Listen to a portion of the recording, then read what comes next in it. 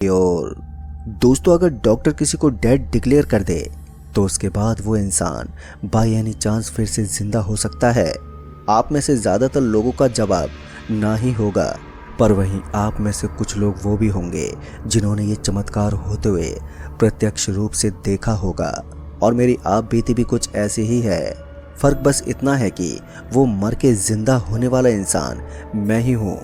आज से लगभग 7 साल पहले मेरा एक भयानक रोड एक्सीडेंट हुआ था, जिसमें मेरी बाइक एक 12 पहिए वाली ट्रक से भिड़ गई थी। मेरे हाथ पैरों की हड्डियां टूट गईं, पर मुझे वक्त रहते हॉस्पिटल पहुंचा दिया गया। जब तक मैं होश में रहा तब तक मुझे अपने आप को देखकर यकीन हो गया था कि मैं अब नहीं बचूंगा, और हुआ भी ऐसा ही। उसी रात मेरी आंखें हमेशा के लिए बंद हो गईं, पर यह मेरा अंत नहीं था। अचानक मेरी दिल की धड़कनों ने धड़कना शुरू कर दिया, और दिल के धड़कते मुझे जोरदार झटका लगा, और उस झटके के साथ ही मेरी आंख खुल गई। आंखों के खुलते ही सबसे पहले जिसे मैंने देखा वो मेरे पिताजी थे, जो अपने दोनों हाथ जोड़े अपना सर झुकाए मेरे ठीक सामने खड़े थे। फिर जब मैंने आसपास नज़र घुमाकर देखा तो कुछ और लोग मुझे अपने इर्द गिर्द बैठे हुए नजर आए, जो बहुत ही अजीब दिख रहे थे। फिर जब मैंने एक नज़र अपने पर डाली तो मैंने देखा कि मेरा पूरा बदन लाल कीचड़ से सना हुआ है। अभी मैं कुछ समझ पाता कि इतने में मेरे इर्द गिर्द बैठे उन अजीब से लोगों ने मेरी आंख पर एक काली पट्टी बांध दी, और फिर मुझे किसी कपड़े में लपेटने लगे। फिर इसी बीच मुझे कुछ भी महसूस होना बंद हो गया। हालांकि मैं होश में ही था, पर अब मुझे बाहर का ना तो कुछ सुनाई दे रहा था और ना ही मेरे बदन पर लिपटा वो कपड़ा महसूस हो रहा था। इस दौरान मैं अपने पिताजी, जिन्हें मैंने अपने सामने खड़ा देखा था, उन्हें भी काफ़ी आवाज़ लगाई, पर पिताजी ने कोई जवाब ही नहीं दिया। आखिरकार थक हार के मैं भी शांत हो गया। फिर एक लंबे वक्त के बाद अचानक मुझे शंख की ध्वनि सुनाई दी, और शंख की ध्वनि के फौरन बाद ही लोगों की आवाज़ें भी आने लगी। और फिर जब मेरे पर लिपटा कपड़ा और मेरे आंखों पर बंधी वो काली पट्टी हटाई गई तो मैंने खुद को अपनों के बीच में पाया। मतलब कि मैं अपने घर और अपने परिवार वालों के साथ था। मेरे घर वालों को सामने देखकर मुझे बहुत ही खुशी हुई, पर ना जाने क्यों मेरे घर वाले मेरे करीब ही नहीं आ रहे थे। फिर जब मैंने उनसे सवाल करते पूछा, क्या हुआ, तुम लोग मुझसे दूर क्यों भाग रहे हो, तो मेरे घर वालों ने मुझे इस सवाल का कोई जवाब नहीं दिया। बस इशारे से मुझे बाथरूम जाने को बोला। चूंकि वो चिपचिपी लाल मिट्टी अभी भी मेरे पूरे बदन पर लगी हुई थी, इसलिए मुझे लगा कि शायद यही वजह है कि मेरे घर वाले मेरे करीब आने से कतरा रहे हैं। लिहाजा मैं फौरन ही नहाने चला गया, और फिर जब मैं नहा धोकर आया तो मेरे घर वाले मुझसे बात तो कर रहे थे, पर अभी भी वो खुलकर पेश नहीं आ रहे थे। पर मुझे इस बात का तो अंदाज़ा था कि कुछ तो हुआ है, पर क्या ये अभी जानना बाकी था। फिर जब मैंने पिताजी से पूछा जोर देते हुए कि आखिर बात क्या है, आप लोग ऐसा क्यों कर रहे हैं, तो पिताजी ने अपनी चुप्पी तोड़ते हुए कहा, बेटा हम तुम्हें कुछ नहीं बता सकते, पर इतना जान लो कि ये तुम्हारी दूसरी ज़िंदगी है। तुम्हारी मौत 1 साल पहले हो गई थी, और तुम्हें मौत की दुनिया से वापस लाने में मुझे 1 साल का वक्त लग गया। पिताजी के कहने पर कि मेरी मौत 1 साल पहले हो गई थी तो मुझे ठीक से समझ में नहीं आया। फिर जब पिताजी ने मुझे मेरा ही डेथ सर्टिफिकेट दिखाया तो मैं भी दंग रह गया। अपना ही डेथ सर्टिफिकेट देखने के बाद मेरे गले से ये बात नहीं उतर रही थी कि सच में मेरी मौत हो चुकी है। मैं भी पिताजी से और सवाल करता कि उन्होंने कहा कि बेटा क्या हुआ, कैसे हुआ। इन सवालों से जितना दूर रहोगे उतना ही तुम्हारे और हम सब के लिए अच्छा है, इसलिए तुम अब इस बारे में कुछ ही मत पूछना। ये बोलकर पिताजी वहाँ से चले गए। खैर उस वक्त मैंने भी पिताजी की बात मान ली और उनसे कोई भी सवाल नहीं किया, पर मेरे मन में सवालों का सैलाब उठा हुआ था, जिस वजह से मैं बहुत ही अजीब महसूस कर रहा था। दिन यूं ही गुजरते गए, पर मेरे घर वाले ना जाने क्यों अभी भी मुझसे दूरी ही बना कर रखते। रात होते ही वो सब अपने अपने कमरे में चले जाते और अंदर से दरवाज़ा बंद कर देते, और फिर अगली सुबह ही वो अपने कमरे से बाहर आते।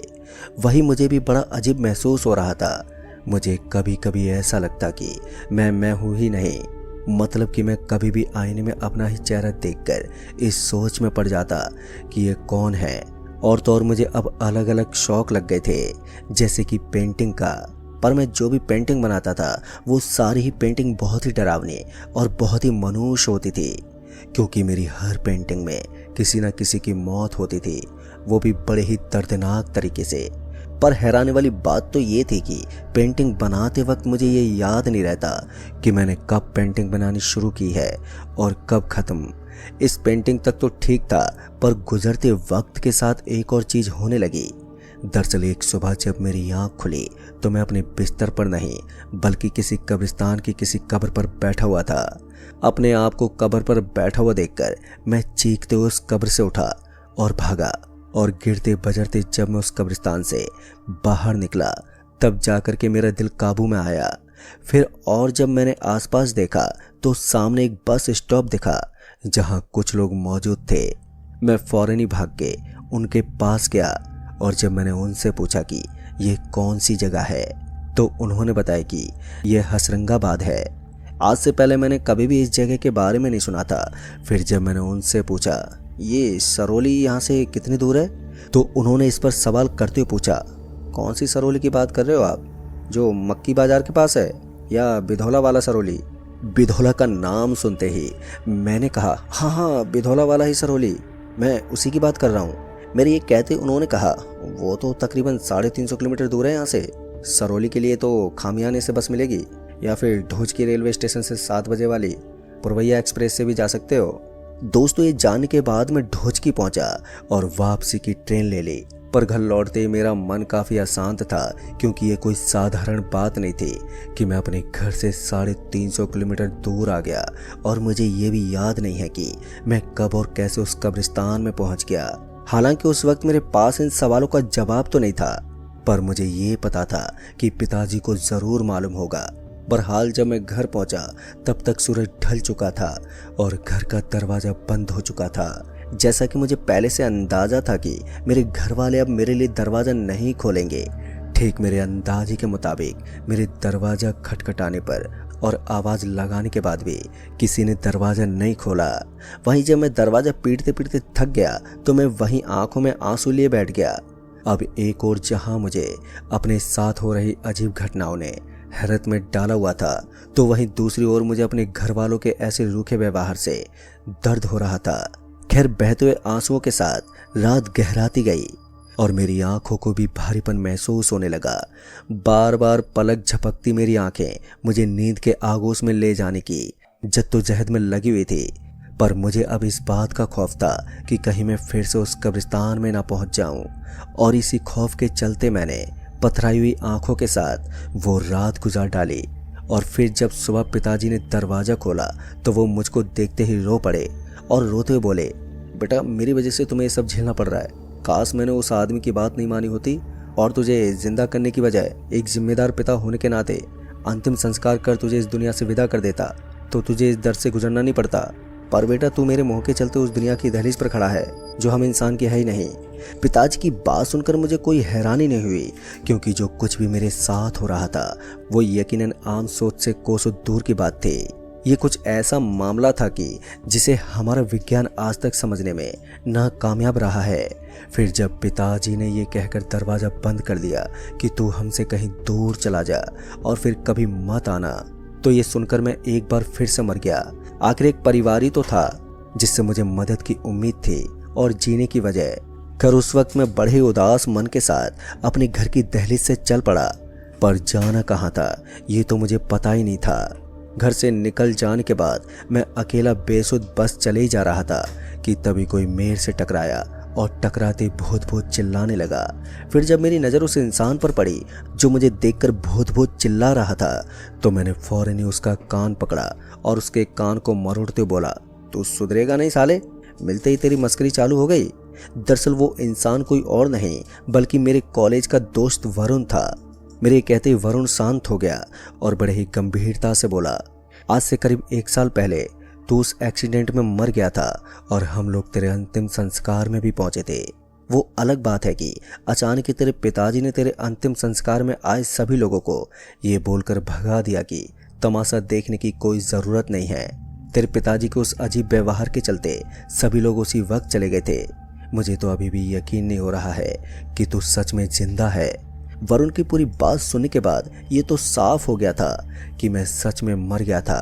पर दिक्कत वाली बात ये थी कि मुझे उस एक्सीडेंट के अलावा कुछ भी याद नहीं आ रहा था। फिर जब मैंने वरुण को सारी बात बताई तो उसके भी होश उड़ गए, पर उसे मेरी हर उस बात पर यकीन था जिस पर कोई दूसरा इंसान मरते दम तक नहीं करता। आखिर वरुण ने मुझे मरा हुआ भी देखा था और अब जिंदा भी देख रहा है, जो कि एक अचंभव से कम नहीं है। खैर, सारी बात बतलाने के बाद वरुण ने मुझे अपने साथ चलने को बोला। उस वक्त मुझे भी कुछ समझ में नहीं आ रहा था कि कहाँ जाऊं कहाँ नहीं, लिहाजा मैं वरुण के साथ चलने को तैयार हो गया। अभी मैं वरुण के साथ उसके घर ही जा रहा था कि तभी वरुण की नज़र एक बुरखे वाली औरत पर पड़ी और उस औरत पर नज़र पड़ते ही वरुण ने चीखते हुए जोर से बोला, यार याद आया, जब मैं तेरे अंतिम संस्कार में पहुंचा था तो मैंने तेरे पिताजी को एक बुरखे वाली के सामने अकेले में हाथ जोड़ते हुए गिड़गिड़ाते हुए देखा था, पर वो बुरखा काले रंग का नहीं बल्कि नीला था। वरुण के एक कहने के बाद मैं इस सोच में पड़ गया कि आखिर वो नीले बुरखे वाली कौन थी और पिताजी उससे क्या बात कर रहे थे। अब मेरे सामने एक ये नया सवाल खड़ा हो गया था। बढ़ते सवालों में उलझा हुआ मैं वरुण के साथ उसके घर पहुंचा और खाना पीना करने के बाद एक कोने में बैठ गया। वरुण भी किसी काम के चलते चला गया और वहीं पर बैठे बैठे मेरी आंखें फिर से भारी होने लगी। मैं सोना तो नहीं चाहता था, पर शायद अब ये मेरे बस में नहीं था, इसलिए कब मेरी आंख लग गई मुझे पता ही नहीं चला। और फिर जब मेरी आंख खुली तो फिर से वही हुआ जिसका मुझे डर था। मैं फिर से उसी कब्रिस्तान में था, पर इस बार मैं उस कब्र पर बैठा नहीं बल्कि उस कब्र को खोद रहा था। और अभी भी गहरी रात थी। जैसे मैंने अपने आप को कब्र खोदते हुए देखा तो मैं चीखते हुए वहां से भागने के लिए पीछे पलटा। पीछे पलटते मुझे वही नीले बुरखे वाली नजर आई। अभी मैं कुछ समझ पाता कि उस नीले बुरखे वाली ने बोला, मर जाओ। उसके ये बोलते मैं एकदम से जमीन पर गिर पड़ा और जमीन पर नीचे गिरते ही आगे जो हुआ। तो दोस्तों, उस रात आखिर मेरे साथ क्या हुआ ये देखने के लिए बने रहिए नेटवर्क 33 के साथ।